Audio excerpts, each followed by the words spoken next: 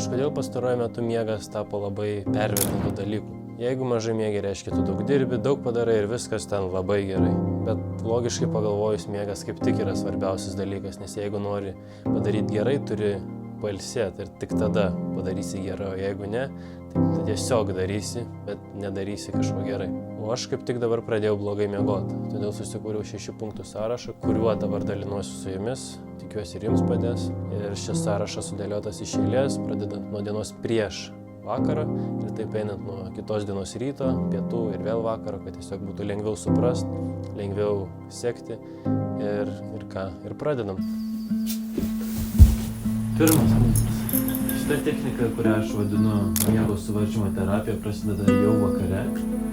Prieš einant į lovą turi žinoti tvirtai, kad atsikelsiu ryte porą valandų anksčiau negu keliuosi prastai. Pavyzdžiui, jeigu kelies 9 ar 8 dieną, tai atsikelsi apie 6, kad trūktų taip normaliai, jaustusi, kad trūksta miego. Tada kitą vakarą pradėsi kažkiek anksčiau, kelsis vis tiek griežtai tuo pačiu metu. Ir taip po biškį, kūnas įpras, žinos, kad reikia keltis būtent tada. Ir taip susitvarkys miego rutiną.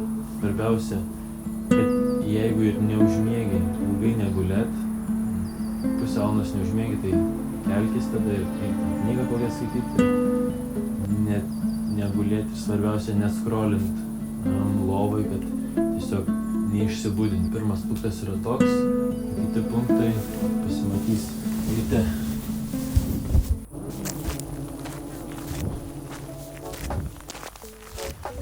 Antras punktas. Jeigu nori gerai užmigti, reikia stengtis ryte atsikėlus, neskrolinti TikTok'e, negulėt lovai, o stengtis kuo anksčiau ir kuo greičiau išeiti lauk ir gauti natūralios šviesos, saulės šviesos, kaip aš darau dabar. Ir tai daryti apie bent 5 minutės, jeigu apsiniaukę nėra lauke. O jeigu yra, tai tada bent 20, 15. Nes vis tiek, kad ir apsiniaukę, tai bus daug šviesiau negu kambario lempas, kambario šviestuvai ir visas kitas apšvietimas kambarį. Todėl ryte išėjus lauk, gauti natūralios šviesos. Trečias punktas labai gerai susisieja su ką tik buvusiu, tai yra fizinis aktyvumas. Jeigu nori gerai užmigti vakare, taip pat reikia normalaus, nenormalaus, bet tiesiog fizinio krūvio. Ir tai labai būtų galima gerai susijęti su antru punktu, kuris yra išeiti lauk ir gauti saulės šviesos. Šitie 2 punktai labai gerai gali sutapti kartu, nes jeigu jau išėjai lauk, tai kodėl pavyzdžiui, nepabėgiojus? Kodėl dar kažko fiziško neatlikus? Tai būtent todėl aš šitais stengiuosi pabėgioti. Tai mane prabudina dar greičiau ir tiesiog padeda užsikurti dienai visai. Ir aišku, padeda lengviau užmigti ir geriau užmigti. Gerai, užteks bėgiot. 4 punktas. Turbūt nieko nenustebinsiu. Kokybė nėra lygu kiekybė. Įsivaizduokim kaip pavyzdį. Jeigu tau reikia miegoti 8 valandas ir lovai praleidi 8 valandas ir galvoji, kad tai bus užtektinai, tai nebus užtektinai.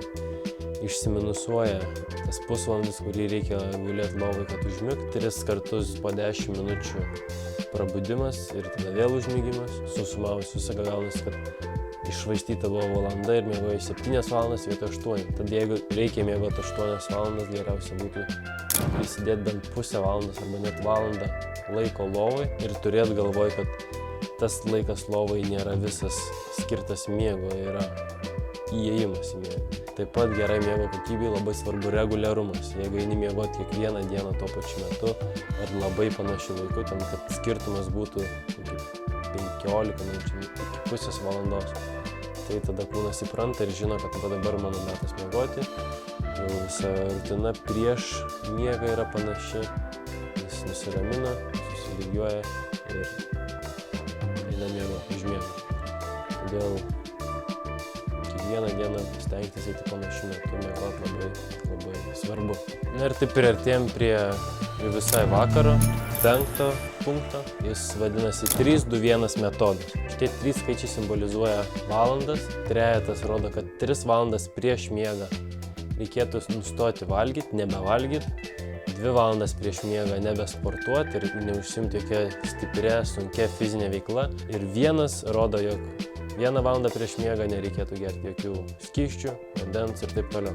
Manau, net nelabai reikia aiškinti, kad jeigu gersi skysčius, norėsi tualetą, atsikelsi ir prabusi, turėsi kažkur eiti, išsibudinsi, bus sunku užmigti. Su sportu labai panašiai. Jeigu kūnas gaus intensyvų krūvį, fizinį krūvį, jisai stresuos, kaip ką sportas ir daro.